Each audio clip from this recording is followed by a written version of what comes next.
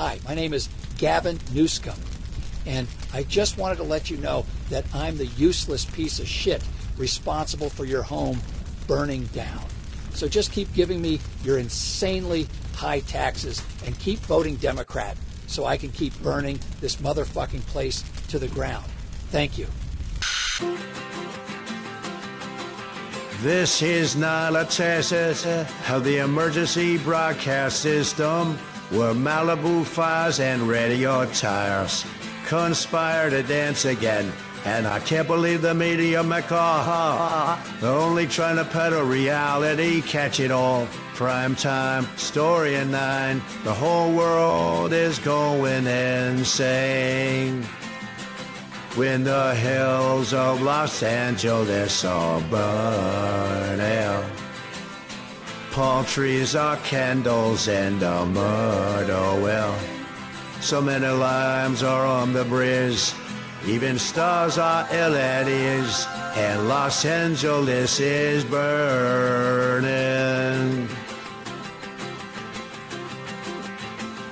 A placard reads, the end of days.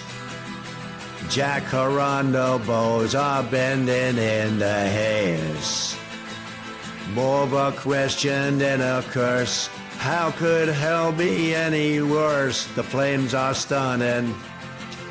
The camera's running. So take warning.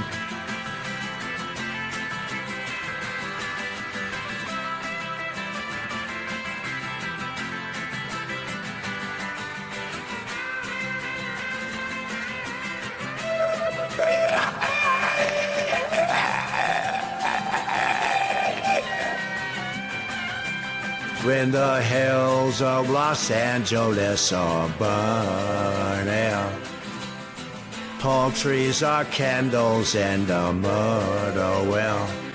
So many lives are on the bridge, even stars are ill at ease, and Los Angeles is burning.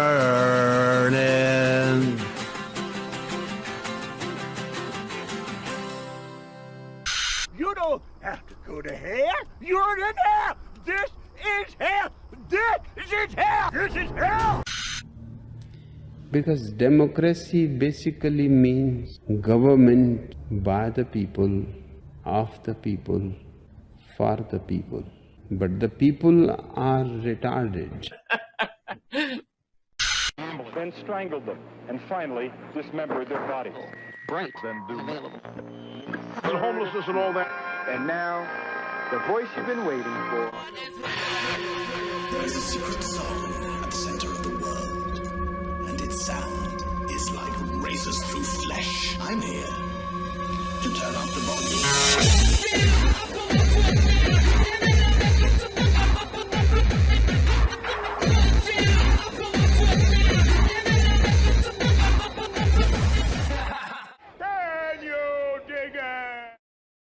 I'm kind of retarded. Have any of you heard the saying, there's a Trump tweet for every occasion? It's become sort of its own meme where a major event happens, and because he was such a prolific tweeter for so long and so opinionated, it seems like it's just a matter of time before someone goes back and finds something that he said that was relevant to it. Sometimes I think about punk rock songs the same way. That song during the intro was actually a Bad Religion song from all the way back in 2004, and just as relevant today as ever. And yet again, here's a story where I find myself feeling almost bipolar because I'm so conflicted on how I feel about it. Because on one hand, I really feel for a lot of these people. And I'm not talking about the stars and the movers and the shakers. I mean more like the everyday people that, maybe you grew up in California, you inherited your parents' house that they bought back when real estate prices were in the realm of reality. And maybe a lot of them saw what was going on with the state and didn't like the direction it was going. But they just refuse to leave. I mean, they look at it like this is my home. Or maybe they convince themselves that it just wasn't possible because they didn't have the resources to pick up and start over somewhere else. And there's a big part of me that empathizes with that because it's not unreasonable. But at the same time, another part of me is looking at it like, you'll get no sympathy from me. You want sympathy? Look at the dictionary between shit and syphilis. Like I said, I empathize, but sympathize is a little different. It's like me living here in South Florida. Every year there's the reoccurring threat that if where I live takes a direct hit from a major hurricane, there's a very good chance I will lose everything I've got. And if that happens, I'll pick up the pieces and I'll drive on. What I won't do is sit there going, I don't know how this could have happened. Living in certain places exposes you to certain threats. If you live in California, you live under the threat of fires or earthquakes. If you live in Florida, it's hurricanes. If you live in New York, maybe some asshole sets you on fire or throws you in front of a fucking subway car. But these are risks that we assume depending on where we choose to live, regardless of who we choose to blame. But California is a pretty target-rich environment for people who want to play the blame game. And of course, one of the big things that everybody's wanting to point their finger at is California's championing of the diversity, equity, and inclusion movement in all aspects of life, but in this case, particularly in the realm of firefighting. And it's not like they don't have a point. Take, for example, the new LA County Fire Chief appointed by the City Council. I'm super inspired. Is it just me, or when you hear the words, I'm feeling super inspired, come out of somebody's mouth, it's like, oh, here we go. She took time out of her already busy schedule to tell us about her vision for the department's future, one that includes a 3-year strategic plan to increase diversity. People ask me, well, what number are you looking for? I say, I'm not looking for a number. It's never enough. Out of 3,300 city firefighters, only 115 are women right now. She's already looking at ways to change that. She's quick to point out that doing so has a greater purpose, attracting the best and brightest for the job. They feel included, they feel valued, and they feel part of a cohesive team. The chief also checks another box when it comes to inclusivity and diversity at this department. She's a proud member of the LGBTQ community. That just kind of opens the door of people that thought, wow, I didn't even know that that was an opportunity for me. Oh, and then you've got the assistant LA County Fire Chief. You want to see somebody that responds to your house, your emergency, whether it's a medical call or a fire call, that looks like you. It gives that person a little bit more ease, knowing that somebody might understand their situation better. Is she strong enough to do this? Or, you couldn't carry my husband out of a fire. Which my response is, he got himself in the wrong place if I have to carry him out of a fire. This seems like a segment on Saturday Night Live. Oh yeah, if I'm in a burning building, I really give a shit whether the person that comes in to save me looks like me. Oh, because you might understand my situation better. I mean, who cares if you can actually carry my ass out because I'm currently incapacitated due to smoke inhalation. It's, do you look like me? The fact that I'm too weak to carry your husband out of a fire, oh, well, that's his fault. He shouldn't have got himself in that position. Sure sounds like victim blaming to me. So yeah, I totally understand why people want to point at things like that, but here's the thing. I don't like it. It was too easy. This isn't so much the problem as a symptom of the problem. The problem is that this shit situation, like so many other examples, is one that we have been manipulated and maneuvered into on purpose. And that's not to say that every single person is in on it. I think it's entirely plausible that these two are honest-to-goodness dipshits, and that they really and truly just don't fucking know any better. Same with the idiot mayor of LA. Did you see her little deer-in-headlights interview where she appears to have lost the ability of speech? Do you owe citizens an apology for being absent while their homes were burning? Do you regret cutting the fire department budget by millions of dollars, Madam Mayor? Have you nothing to say today? Can you back up? Appreciate it. Have you absolutely nothing to say to the citizens today? Ma'am, are you having a stroke? Elon Musk says that you're utterly incompetent. Are you considering your position? Are you fucking retarded? Madam Mayor, have you absolutely nothing to say to the citizens today who are dealing with this disaster? See, she just doesn't strike me as some kind of evil genius. Not like the kind of vibes I get from the governor. He is way too slick of a bullshit artist for me to be able to just write it off as incompetence. What is the situation with the water? Obviously, in Palisades, ran out last night in the hydrants. I was talking to the firefighter on this block. They left because there was no water in the hydrant here. The local folks are trying to figure that out. I mean, just when you have a system that's not dissimilar to what we've seen in other extraordinarily large-scale fires. What a shitbag answer. You're saying, oh, gee, why isn't there water in the fucking fire hydrants? That seems pretty basic. Oh, well, the local people will figure that out. I'm here for a photo op. I hate to even ask this question, but the president-elect chose to attack you, blame you for this. It's one can't even respond to it. One can't even respond to it. Yeah, especially when it's true and it is your fucking fault. And then he immediately proceeds to respond to it. I mean, it's, people are literally fleeing. People have lost their lives. Kids lost their schools. Families completely torn asunder. Churches burned down. This guy wanted to politicize it. I have a lot of thoughts, and I know what I want to say. I won't. I stood next to a president of the United States of America today, and I was proud to be with Joe Biden.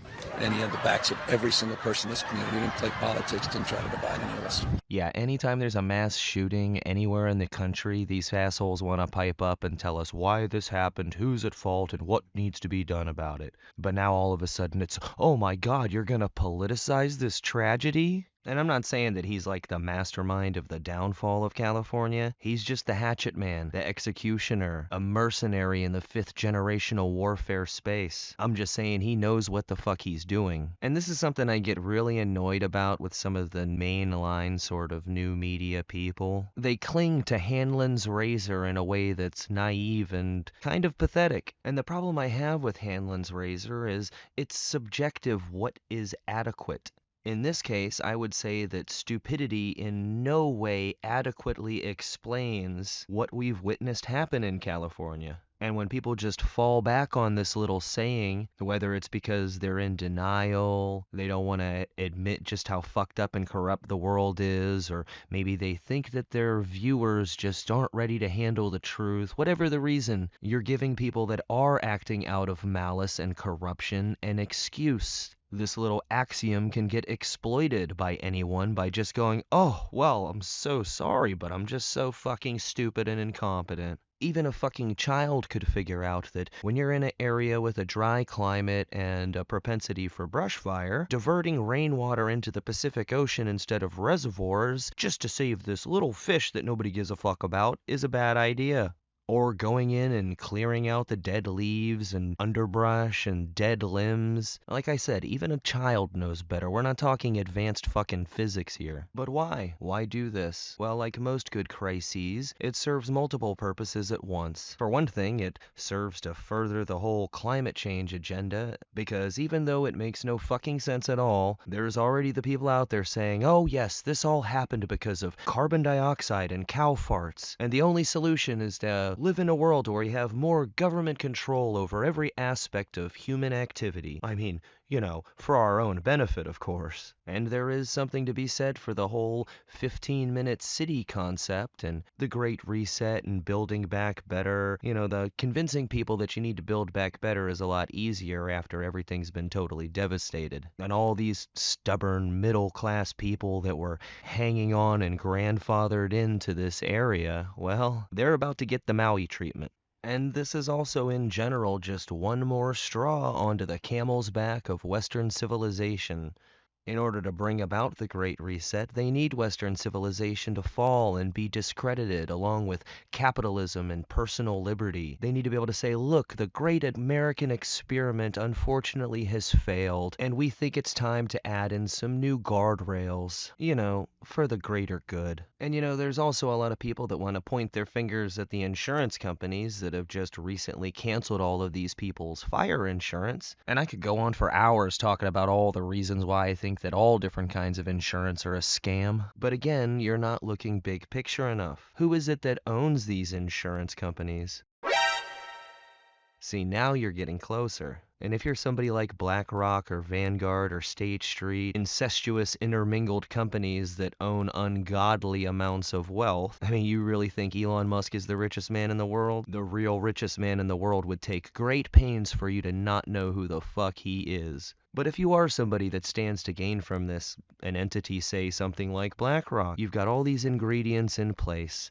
The water's been diverted, the fire hydrants are empty, all the kindling hasn't been cleared away for years and years and years. And what you really need, what would really help with this, is something to really exacerbate those Santa Ana winds. I think I'm going to need the thinking cap just to watch this next video. Alright, so one final time, let's dissect this right here. We have it dropped over Area 51, a perfect lineup with where the base is. And just like yesterday, as soon as it's laid out, we have the zap coming from the radar, the same one coming from Nevada right here. Then we have the expansion as it moves into Southern California. Just like yesterday, those radars start going off and crazy. And that's when this disco party begins in Nevada. Check this out. This is just unbelievable to see happening and then have no one point this out. Just as the cloud is getting over Southern California where all the wildfires are, we start seeing the next red towers from different states crisscrossing right over Area 51. Those are where our scalar beams are happening. And this is just insane to watch. You can see that cloud dissipating over Southern California and the Baja. We'll backtrack. You can see it come back and it originates right over Area 51, my friends. I'm just saying that's a little bit interesting, and glean from that what you will. And then, of course, the final ingredient would be something to spark the fires initially. And if you were somebody like, say, BlackRock, I mean, shit, the cheapest thing would just be to pay some homeless person to do it. Half the time they start fires just for shits and giggles. Or really, you wouldn't even need to pay them. You could probably just snatch a few homeless people off the street, drop them off up in the hills, and as you kick them out of your van, hand them a Bic lighter. Don't worry, they'll take care of the rest. And there was neighborhood people that caught the one guy starting the Kenneth fire, and the cops came and arrested him. But then the next day I saw a press conference where the LA police spokesperson was saying that after interviewing the person they detained, they didn't have probable cause to hold him for arson, just a felony probation violation. And when all's said and done, this really needs to be a teachable moment for Californians. Instead of worrying so much about trivial petty shit like people getting called by the wrong fucking pronouns, or flipping out because Roe versus Wade got overturned and now the reproductive rights of places that you've never even been to might be in jeopardy. How about you start worrying about all that after you sort your own shit out? Because this is a long time problem. It was over 10 years ago they voted to have a bunch of their own money taken to solve this fucking problem. So all these people that have been displaced, I don't see how they're not on their way to Sacramento right now to be beating down the door of the fucking governor's mansion and be like, Gavin, we came to wreck everything and ruin your life. God sent us. Where's the fucking money, shithead? And this story really did suck all the oxygen out of the room, or burn it up, I guess would be more appropriate, for all the other stories going on. You know, like the assistant district attorney in New Orleans committing suicide just a few days after they happened to have a terrorist attack. Sure, that's just a coincidence. And then you got Zuckerberg trying to come out and act like he's going to be a free speech bro now, after all the people that they censored for political reasons and trying to tell the truth about the coof and maybe have less people get fucking dead. Oh, well now he wants to go back to being the free speech platform that they started as. And we could totally trust him, right? Absolutely fucking not. At this point, who even gives a fuck? So many people have walked away from Facebook and Instagram. Is anybody even gonna notice? I don't know, maybe ask your grandmother if she notices any difference. And then there was also the story of Sonny Hostin's husband getting named in a federal lawsuit for committing insurance fraud and billing an insurance company that covers taxi and rideshare drivers for unnecessary medical procedures and then getting kickbacks from it. Just another peek from a different angle into the corruption that plagues our medical system. Can't wait to see how this one plays out. Oh, and I'm gonna be watching this story too, my friends. And now we're exactly 1 week out from the inauguration, and whether or not it goes off without a hitch or ends up becoming some catastrophic fucking event, either way, this is gonna be when the fun really gets going. Sláinte.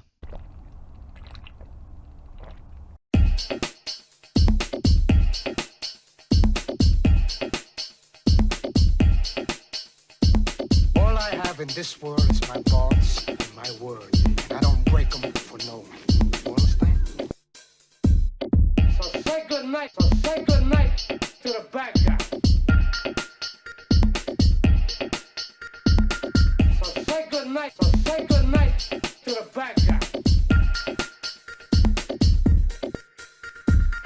So say good night to the bad guy. So say good night to the bad guy. Come on. Come on.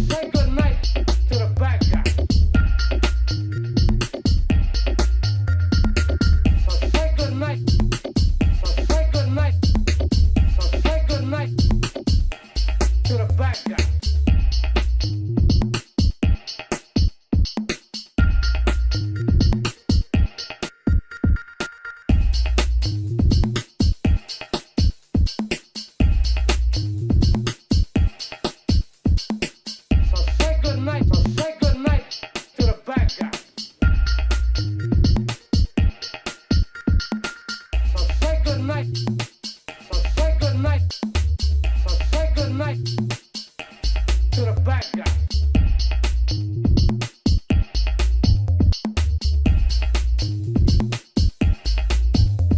I told you, don't fuck with me.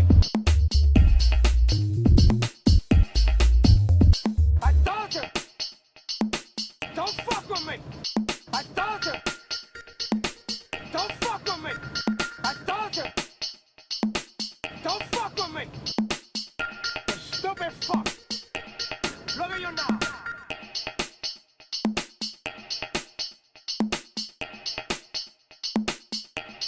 Look at you now.